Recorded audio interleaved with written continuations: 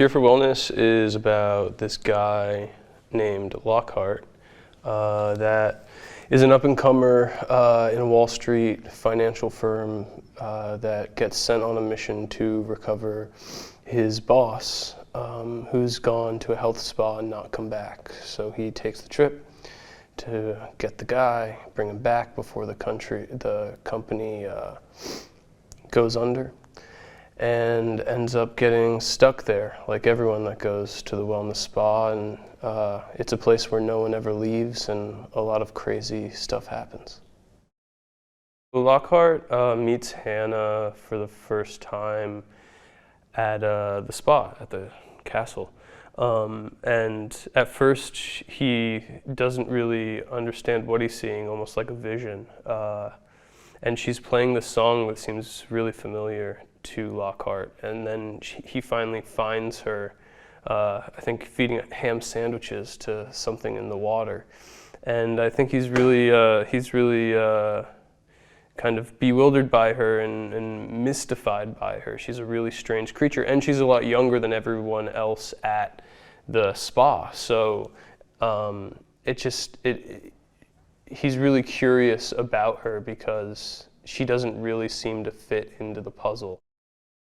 Bulmer, he runs the spa, you know, he runs the institute. So he's an authority figure, but he seems like a good guy. He seems like he means well. But I think Lockhart becomes frustrated with him pretty fast, because it really is apparent to Lockhart that he's not getting what he wanted. He just wanted to come here, get Pembroke, and get out of there. And Bulmer, you know, although it seems like he's helping him, things keep going wrong, keep getting in his way, and it's kind of a passive-aggressive relationship until the end of the movie, when it gets pretty aggressive.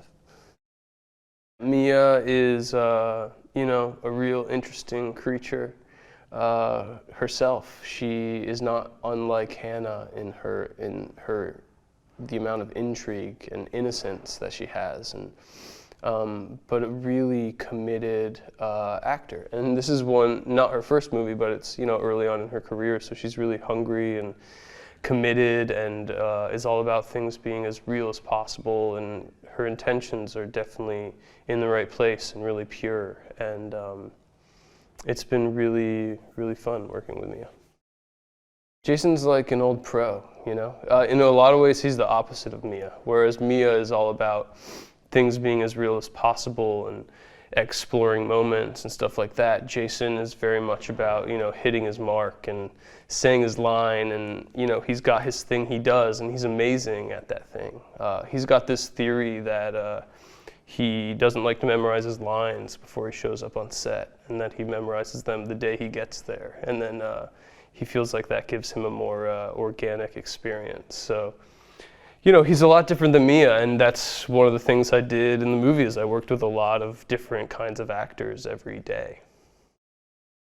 I really liked working with Gore. I think he's, you know, some people have a photographic memory. I feel like Gore has a cinematic memory. Like, he shows up and he knows exactly what he's doing, exactly what shots he's doing, and exactly where he's going to be using those shots in the movie in a really incredible way that can feed the performance by giving you a sense of the style of it, of the genre, and just the energy at which it's going to be shown and portrayed to the audience. And he's so on top of every aspect of it, the lighting, the props, the acting. It's like he has the entire movie in his mind, and he knows exactly what he wants, and it almost becomes my job just to bring what he wants to life.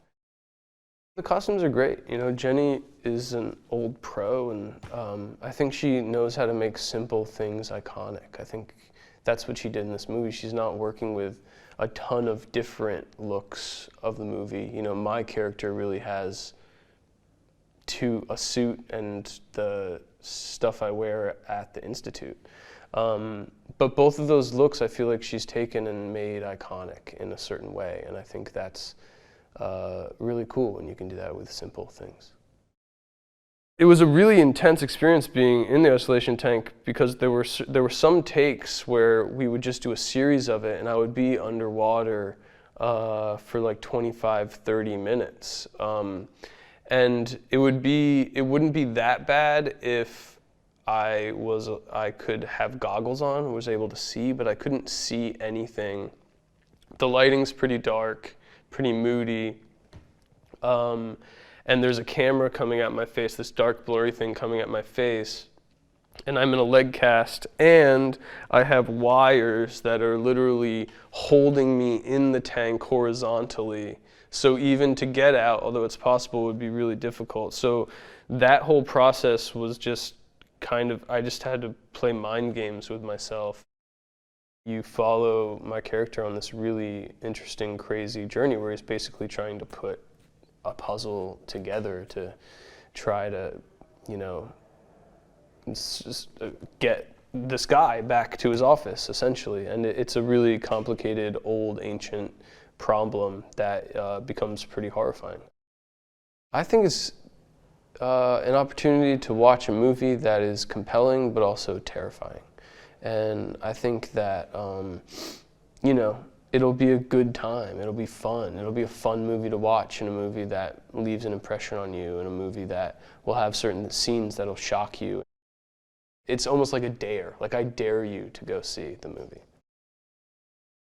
Hi Lisa, here with some interesting movie extras facts for you. One of the earliest animation techniques was stop motion. It was first used in the late 1890s. Notable uses of stop motion include King Kong from 1933 and the Skeleton Skirmish in Jason and the Argonauts from 1963. Now, Toy Story, the first feature-length animated film to be created with CGI, generated 1,000 gigabytes of data and required 800,000 machine hours of editing. Are you an animation movie fan? Let me know in the comments below, and subscribe to our channel and check the notification bell to always be up to date with all the latest releases.